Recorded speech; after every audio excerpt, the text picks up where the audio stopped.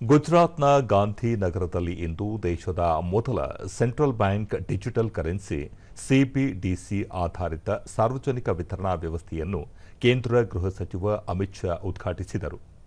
ಬಳಿಕ ಅವರು ಹೊಸದಾಗಿ ಜಾರಿಗೆ ತರಲಾಗಿರುವ ಡಿಜಿಟಲ್ ಟೋಕನ್ ಆಧಾರಿತ ವಿತರಣಾ ವ್ಯವಸ್ಥೆಯು ಸಾರ್ವಜನಿಕ ವಿತರಣಾ ವ್ಯವಸ್ಥೆಯಲ್ಲಿನ ಭ್ರಷ್ಟಾಚಾರ ತೊಡೆದುಹಾಕುವುದು ಮತ್ತು ಪಾರದರ್ಶಕತೆ ವೃದ್ಧಿಸುವಲ್ಲಿ ಮಹತ್ವದ ಪಾತ್ರ ನಿರ್ವಹಿಸುತ್ತದೆ.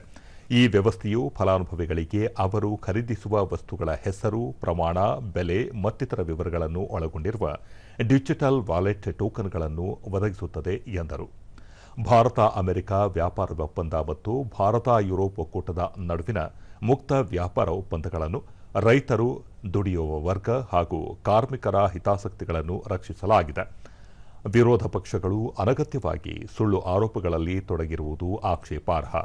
ಕಳೆದ ದಶಕದಲ್ಲಿ 27 ಕೋಟಿ ಜನರು ಬಡತನ ರೇಖೆಯನ್ನು ಯಶಸ್ವಿಯಾಗಿ ದಾಟಿದ್ದಾರೆ ಎಂದು ತಿಳಿಸಿದರು. जो कहा आकांक्षी जिले हैं जो आज भी पिछड़े रह चुके थे, वो जिलों में 5 किलो अनाज पारदर्शिता के साथ गरीब के पास नहीं पहुंचता, क्योंकि उसको मालूम ही नहीं है कि मोदी जी दिल्ली से मेरे लिए 5 किलो अनाज भेज रहे।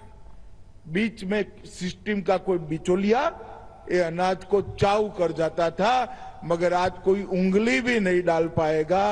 सीधा डिजिटल तरीके से उसको अपना अधिकार मिलने की व्यवस्था हो जाए. ಕೇಂದ್ರ ಗ್ರಾಹಕ ವ್ಯವಹಾರಗಳು, ಆಹಾರ ಮತ್ತು ಸಾರ್ವಜನಿಕ ವಿತರಣಾ ಖಾತೆ ಸಚಿವ ಪ್ರಹ್ಲಾದ್ ಜೋಶಿ ಶೀಘ್ರದಲ್ಲೇ ಈ ಉಪಕ್ರಮವನ್ನು ಚಂಡೀಗಢ, ಪುದುಚೇರಿ, ದಾದ್ರಾ ಮತ್ತು ನಗರ್ ಹವೇಲಿಯಂತಹ ಕೇಂದ್ರಾಡಳಿತ ಪ್ರದೇಶಗಳಿಗೆ ವಿಸ್ತರಿಸಲಾಗುವುದು. ಈ ಯೋಜನೆ ಜಾರಿ ಬಳಿಕ ಭಾರತೀಯ ರಿಸರ್ವ್ ಬ್ಯಾಂಕ್ನ ಅಧಿಕೃತ ಸೆಂಟ್ರಲ್ ಬ್ಯಾಂಕ್ ಡಿಜಿಟಲ್ ಕರೆನ್ಸಿಯನ್ನು ಬಳಸಿಕೊಂಡು ಸಾರ್ವಜನಿಕ ವಿತರಣಾ ವ್ಯವಸ್ಥೆಯ ಸಬ್ಸಿಡಿಗಳನ್ನು ವರ್ಗಾಯಿಸಿದ ದೇಶದ ಮೊದಲ ರಾಜ್ಯವಾಗಿ ಗುಜರಾತ್ ಹೆಗ್ಗಳಿಕೆ ಪಡೆದಿದೆ.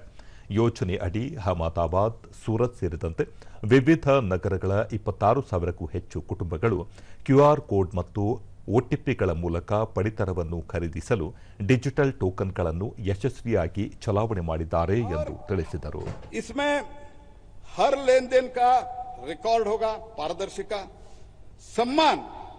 क्या होता था अभी बायोमेट्रिक के कारण जो बुजुर्ग होते थे उनका बायोमेट्रिक, लेबर का बायोमेट्रिक प्रॉब्लम आता था, ये सब इससे एक बार खत्म हो जाता है।